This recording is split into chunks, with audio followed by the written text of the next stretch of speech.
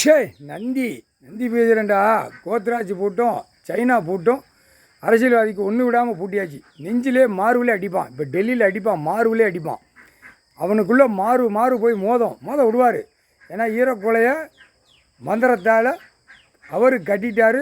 நாங்கள் மந்திரத்தால் சைனா பூட்டும் கோத்ராஜ் பூட்டும் பூட்டியாச்சு. ஹிந்தி பேசுகிற அனைத்தும் மார்வாடி சேட்டு எல்லாம் அனைத்தும் ஒன்று விடாமல் தமிழ்நாட்டுக்குள்ளே கிடக்கான், சென்னையில் கிடக்கான், கன்னியாகுமரியில் கிடக்கான், கேரளாவில் கிடக்கான்.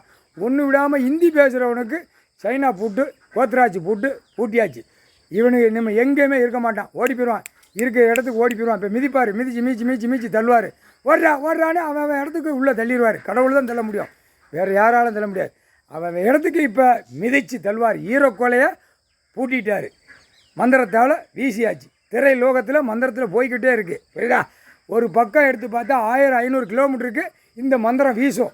பூரா ஆணுக்கும் பெண்ணுக்கும் ஈரக்கோலை அப்படியே கட்டிக்கிட்டே இருக்கும். கட்டுன்னு சுற்றி மந்திரத்தால் ஈரக்கோலையை சைனா பூட்டும் கோத்ராஜ் பூட்டும் பூட்டி கொண்டே போய்கொண்டே இருக்கும்.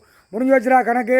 உனக்கு இது கோத்ராஜ் பூட்டுன்னா அடுத்தாப்புல எல்லாம் வீடை பூட்டணும். மனை வாங்கி வச்சுருப்பான், மனையில் கேட்டால் போட்டிருப்பான். அதை கோத்ராஜ் பூட்டும் சைனா பூட்டும் பூட்டணும். அந்த கணக்கெல்லாம் விட்டுறணும்ல. அப்படின்னா தானே நீதிமன்றம் கோர்ட்டுக்கு வரோம். ஐயா உட்கார்ந்தவொடனே என் ஆதார் கார்டு ரேஷன் கார்டில் தூக்கி அப்படியே உன் பொண்டாட்டி புள்ள பேரம் பேத்தி வரைக்கும் கூப்பிட்டு வரணும் உள்ள நீதிமன்றத்தில். நீ மட்டும் உள்ளே ஆட்டிகிட்டு வர முடியாது. அதையும் பார்த்துக்கோ. ஐயா உட்கார்ந்த உடனே ஆதார் கார்டு ரேஷன் கார்டில் உள்ள அனைத்து உள்ளவனை பூரா வரிசைக்காக தூக்கி நுப்பாட்டுறான் பாரு.